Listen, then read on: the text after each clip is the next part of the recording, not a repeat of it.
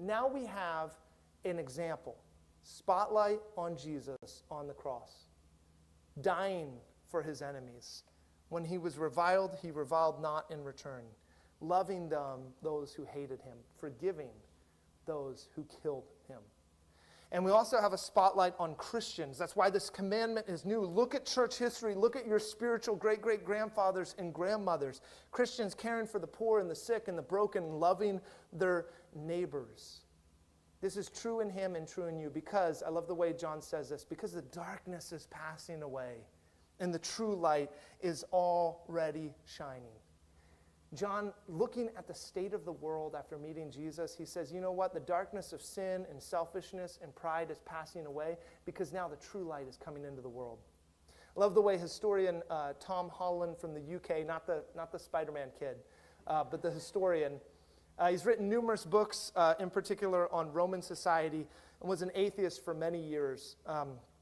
He wrote an article in 2016 in the New Statesman, and it was entitled, Why I Was Wrong About Christianity. For years, he had not just not believed in Jesus, but actively opposed Christianity. And he said, the darkness of the ancient world is almost alien to us.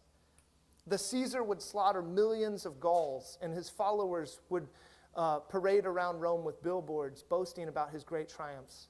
The ancient world was built around the systematic exploitation of slave labor. Free Roman males could sexually exploit anyone they wanted in any way they wanted. Things like human rights and Western law, they do not go back to the Greek philosophers, but to Christ. It is the principal reason why most of us who live in post-Christian societies in the West still take for granted that it is nobler to suffer than to inflict suffering on others. It is why we generally assume that every human being is of equal value.